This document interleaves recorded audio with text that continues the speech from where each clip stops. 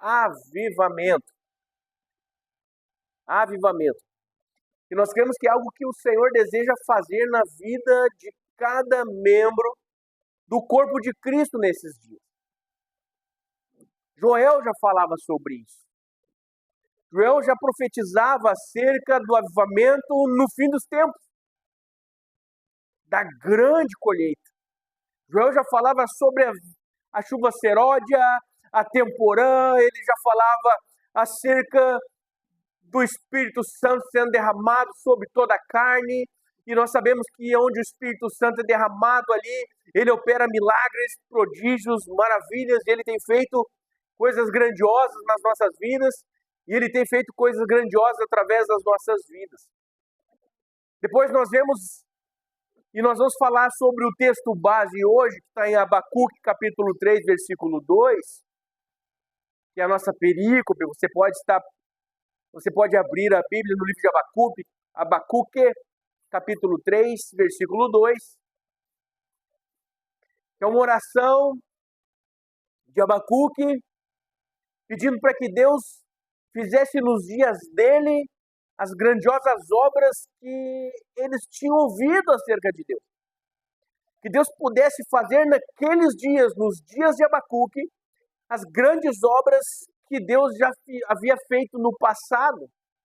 E aí nós vemos que a história da igreja continua, nós vemos que o Senhor continua abençoando o seu povo, livrando o seu povo, manifestando poder, manifestando graça, e nós vemos que então, no dia de Pentecostes, inicia-se a se cumprir uma promessa atemporal de Deus, que ela não tem um tempo, ou seja, ela não é atemporal, ela teve um dia de início, que foi em Pentecostes, e ela terá um dia de final, que será no dia em que Jesus Cristo retornar para buscar a sua igreja e o Espírito Santo subir junto dessa terra. Então, desde o dia de Pentecostes, nós estamos vivendo a profecia de Joel. Todos os dias que nós dobramos o nosso joelho, todos os dias que nós entendemos que a pessoa do Espírito Santo opera, todas as vezes que ele se manifesta em nossos corações, todas as vezes que ele traz a alegria da salvação nas nossas vidas, todas as vezes que ele opera algo grandioso na terra, nós estamos vivendo a profecia de Joel. E aí nós vemos grandes coisas acontecer em nome de Jesus. Hoje então nós vamos falar, e a palavra de Deus, ela diz, onde está aqui o texto?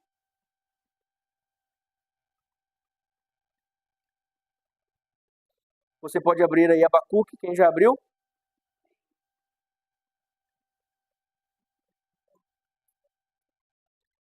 Abacuque, capítulo 3, versículo 2 diz assim: Ó Senhor, eu ouvi falar do que tu tens feito, e eu estou cheio de temor. Faz agora, em nosso tempo, as coisas maravilhosas que fizeste no passado, para que nós também as vejamos. Mesmo que estejas irado, tem compaixão de nós. E aqui nós vemos Abacuque viver dias em que talvez nós estamos vivendo hoje. Ou você pensa que o mundo indo do jeito que está, as coisas estando da forma que estão, as igrejas corrompidas, a presença de Deus se esvaindo em diversos lugares. Hoje nós podemos ter a certeza e a convicção de que Deus não está se agradando de uma grande fatia de pessoas que têm usado o seu nome em prol de si próprios, de vantagens pessoais, de vantagens particulares, para obter fama, para obter poder, para obter lucro. Pessoas que têm muitas vezes deturpado o evangelho de Cristo, que é amor, deturpado o evangelho de Cristo, que é graça e misericórdia em benefício próprio. E aqui Abacuque está falando, mesmo que estejas irado, essa oração nunca foi tão atual, queridos. Nunca houve uma atualização tão perfeita por esta oração do que os dias que vivemos hoje, embora nesses dias nós já estamos vendo os grandes feitos de Deus. Semana passada nós relatamos aqui, fomos a um congresso e lá nós vimos um cadeirante levantar da sua cadeira de rodas. Nós vemos pessoas surdas ouvindo, pessoas cegas passando a enxergar. Eu tenho visto testemunhos na internet, nós temos experienciado maravilhas aqui de ossos quebrados sendo reconstruídos, reconstituídos. Então, Deus já começou a operar milagres no nosso meio. E nós precisamos seguir orando. Faz agora, Senhor. Faz no nosso tempo as coisas que fizeste no passado. Se você começar a estudar a história do livro de Atos dos Apóstolos, que na verdade deveria ser Atos do Espírito Santo, porque os apóstolos foram todos usados pelo Espírito Santo para operar prodígios e maravilhas, nós vemos que Deus opera desde sempre na sua igreja. Deus tem operado desde sempre na sua igreja.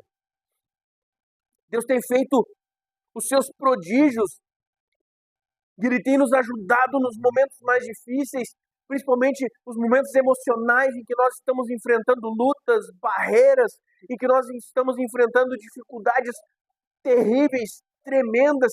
Nós podemos chegar na nossa sala, no nosso quarto, que é onde Ele manda que nós venhamos a orar,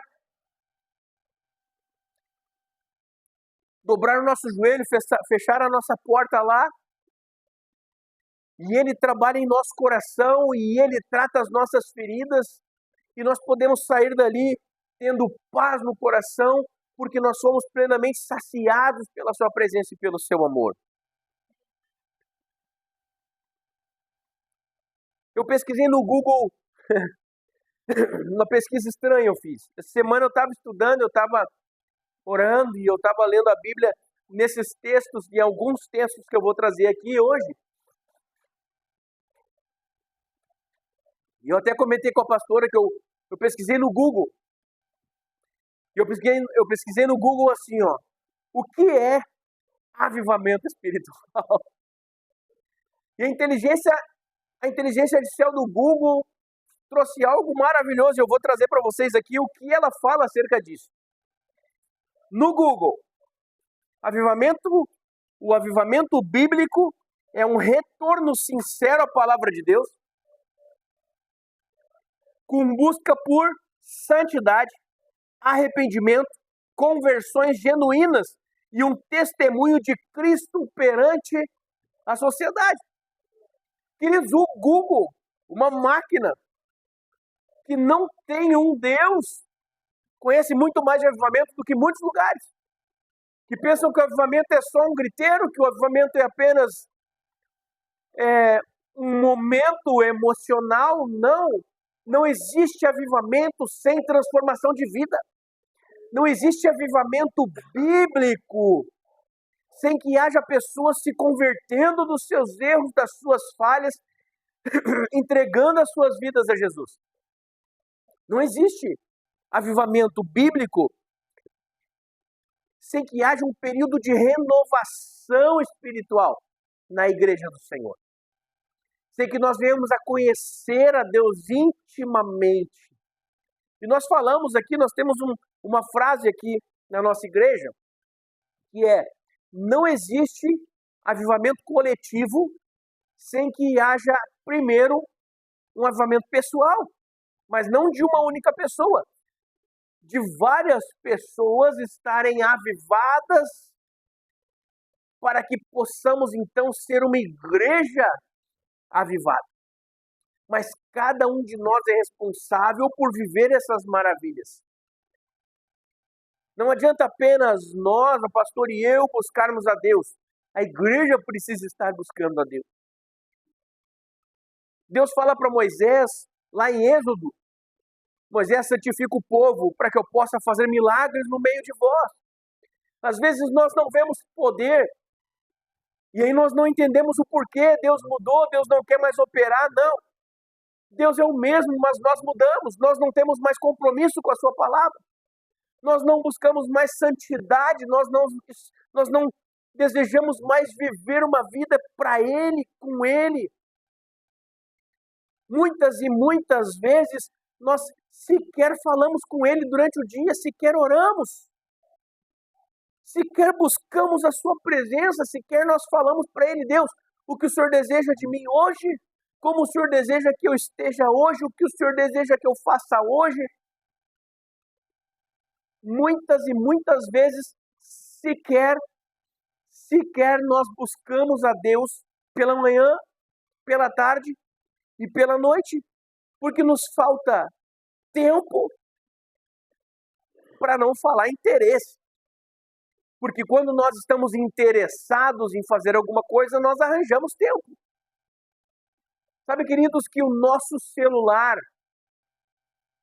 sim, o seu celular, o seu Facebook, o seu Instagram e o seu YouTube servirão como testemunho contra você naquele dia. Quando nós olharmos para Deus e falarmos assim: eu não tive tempo para orar naquele dia que eu precisei. E Deus vai olhar para você lá naquele telão, que todo mundo fala, né, que vai ter um telão lá. Vai dizer assim: ah, mas naquele dia que eu queria que tu orasse, tu passou 3 horas e meia no Facebook, 58 minutos no Instagram, assistiu 4 episódios do Naruto na Netflix.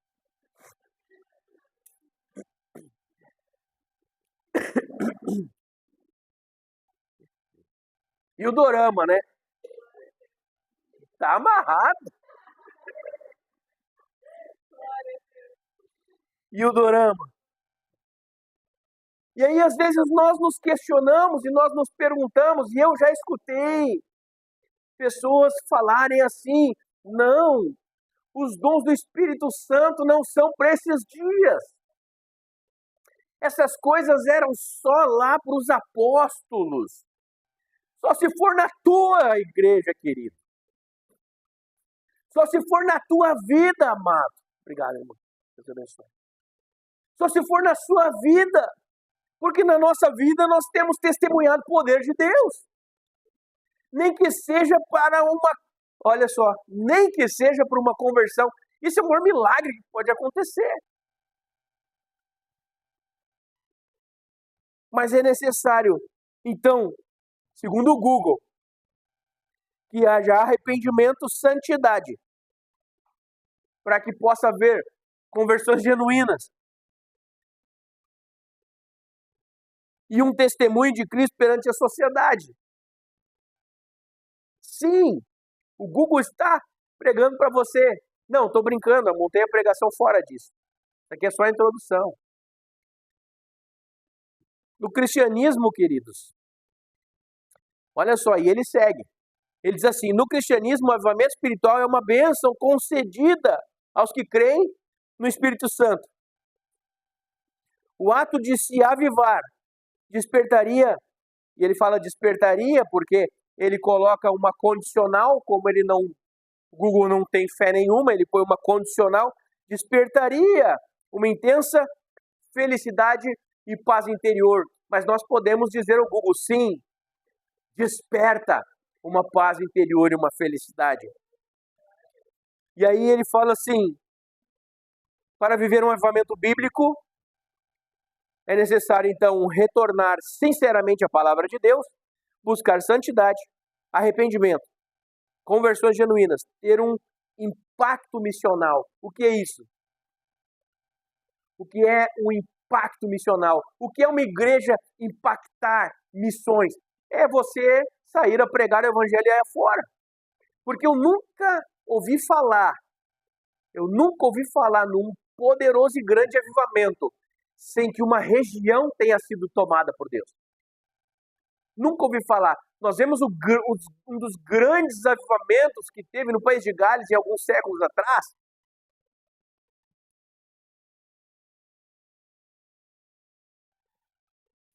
Que todo o país de Gales foi impactado. Todo o país de Gales foi impactado.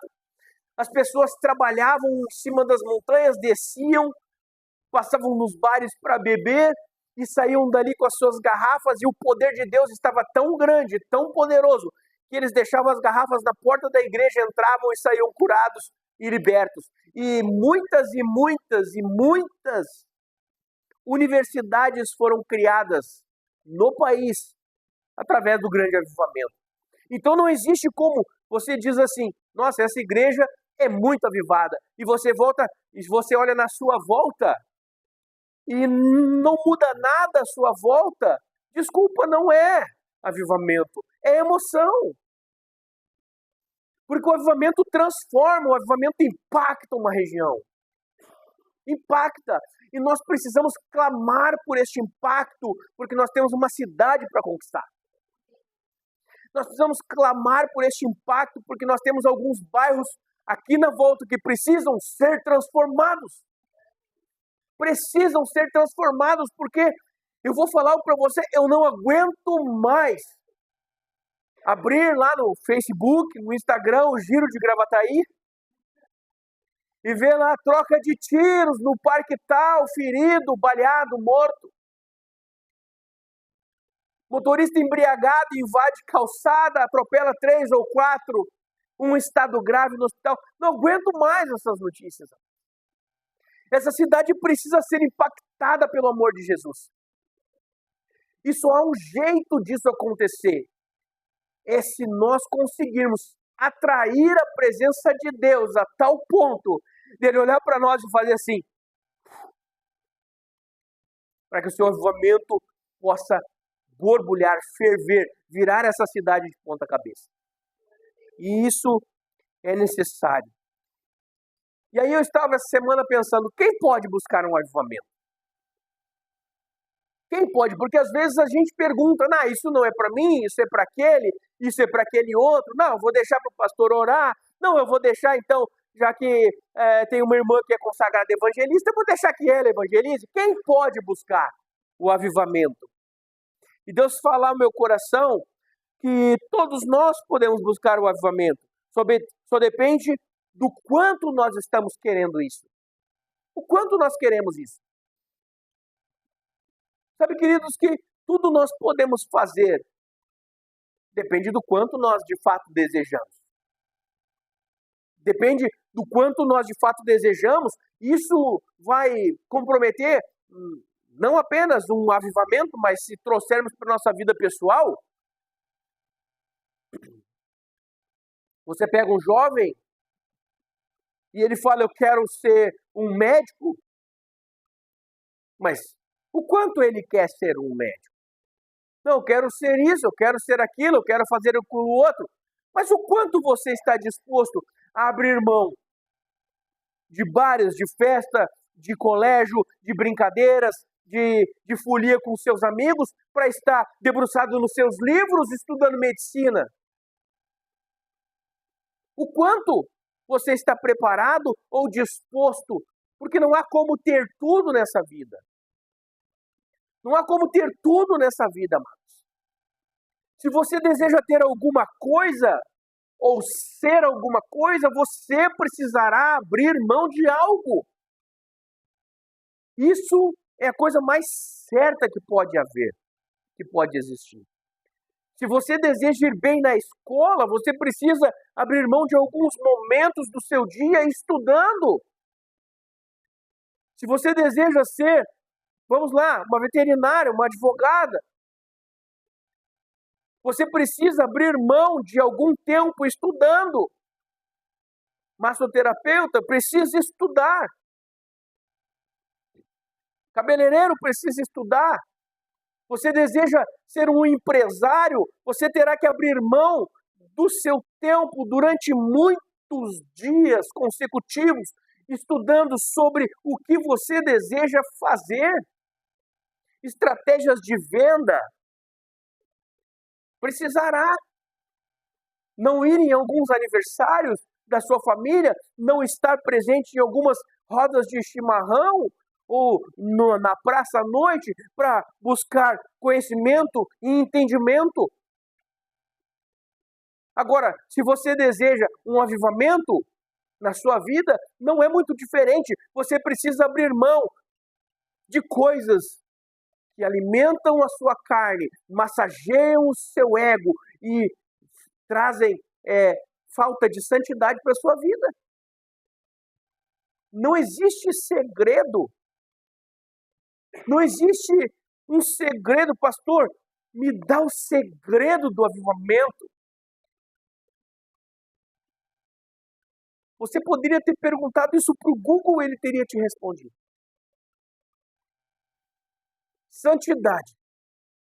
Um arrependimento profundo pelas bobagens que nós fizemos na nossa história.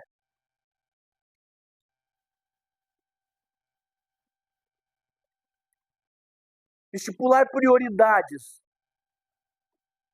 Senhor, eu vou te conhecer, mas eu não quero abrir mão do meu tempo para isso. Então você não vai conhecer a Deus.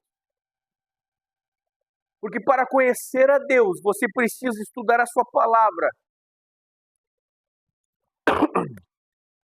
Perdão. E não apenas estudar a sua palavra, porque quando você ouve alguém pregar, você está ouvindo acerca de Deus. Você ouve falar a respeito de Jesus. Quando você lê a sua palavra, você está lendo algo acerca de Jesus. Agora, para conhecê-lo, você pega o que você ouviu, você pega o que você leu e fala assim, Senhor, eu quero te conhecer. E você conversa com ele. É necessário orar para conhecer Jesus e ter uma vida com ele. É necessário orar. Essas coisas não mudaram ainda. Existem alguns versículos que nós vamos passar rapidamente, você não precisa abrir, nós vamos ler. Do que de fato é necessário. Esqueça, eu estava até agora há pouco falando acerca do que o Google pensa acerca do avivamento. Agora nós vamos falar o que a Bíblia diz a respeito disso. O que a palavra de Deus fala acerca do avivamento.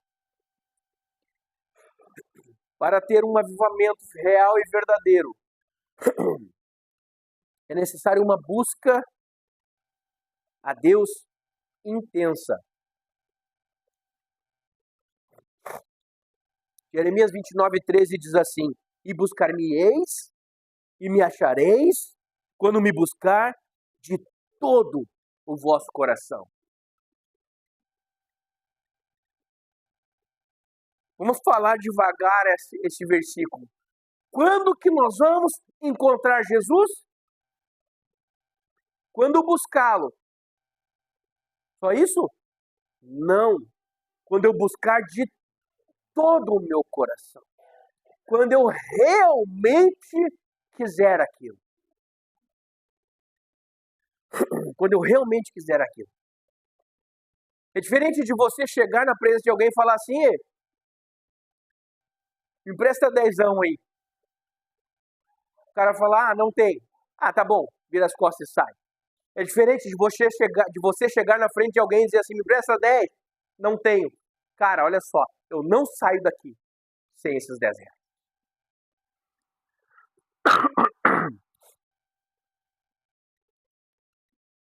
Um exemplo simples e até se compararmos com a palavra de Deus, chulo.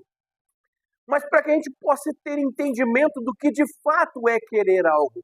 Senhor, eu não vou parar até te encontrar. Então ele vai se manifestar. Então ele vai se manifestar. Tem um arrependimento sincero, 2 Crônicas 7:14. Se o meu povo, que se chama pelo meu nome, se humilhar e orar, buscar a minha face, se afastar dos seus maus caminhos, então dos céus eu ouvirei, perdoarei o seu pecado e curarei a sua terra. Cada promessa de Deus existe um então. Um então. Ou seja, sempre tem algo que nós precisamos fazer. Sempre tem algo que nós precisamos fazer. Terceiro ponto, renda-se ao Espírito Santo. Atos capítulo 4, de 31 a 33, diz assim, após orar, o lugar onde as pessoas estavam reunidas tremeu e todos ficaram cheios do Espírito Santo. Renda-se ao Espírito Santo.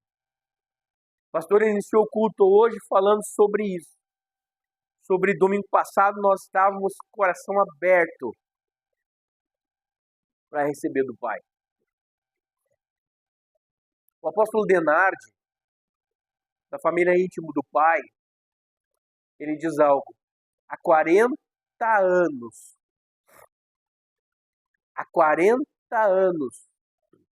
eu acordo antes do nascer do sol.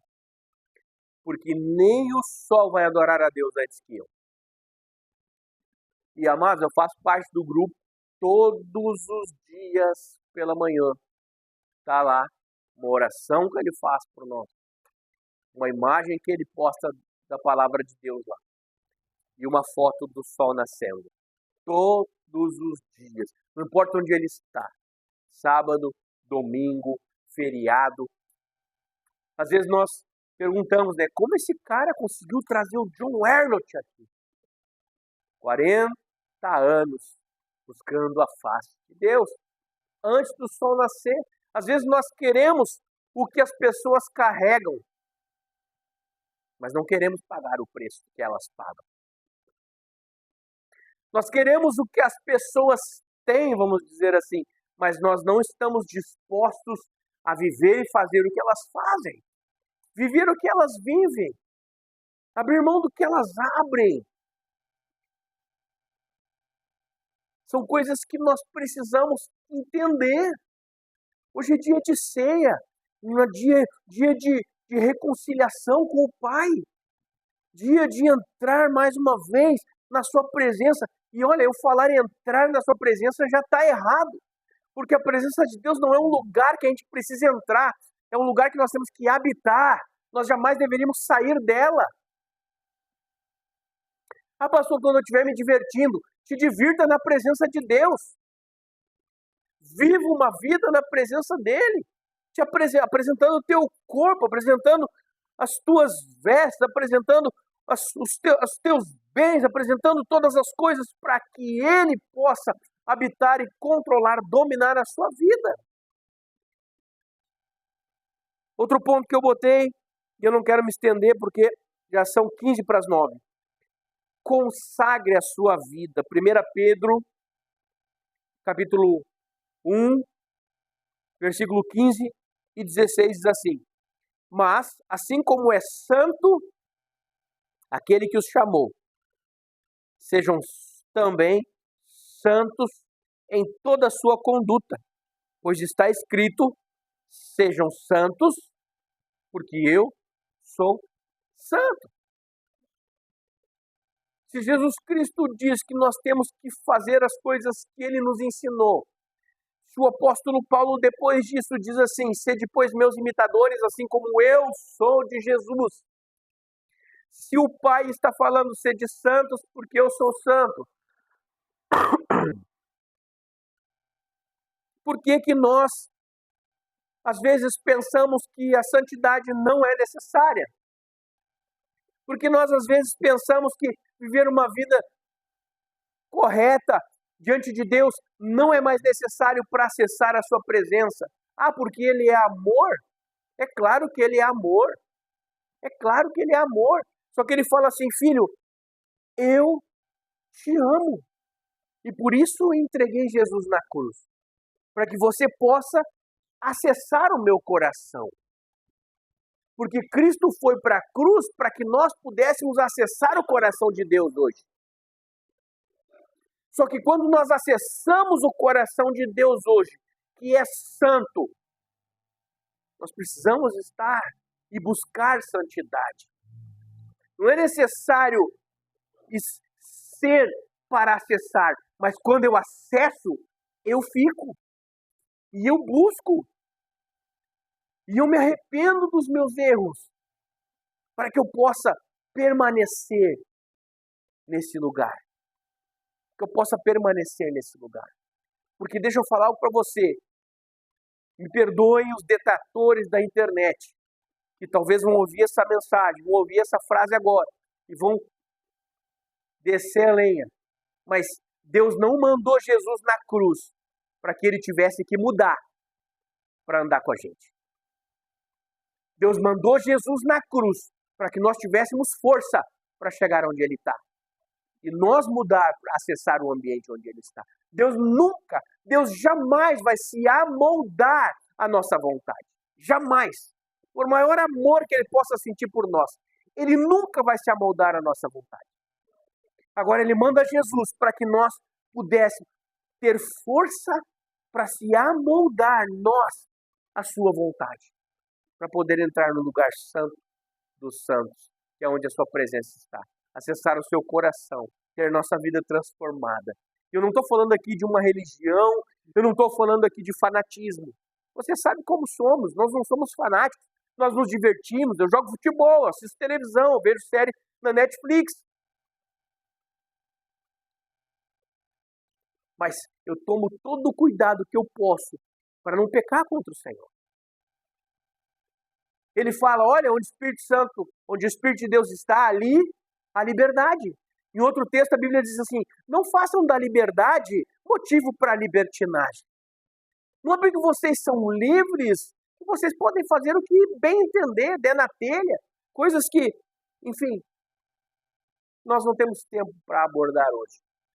Mas se nós devemos e nós queremos, de fato, buscar um avivamento, nós precisamos ter esse entendimento do que é necessário.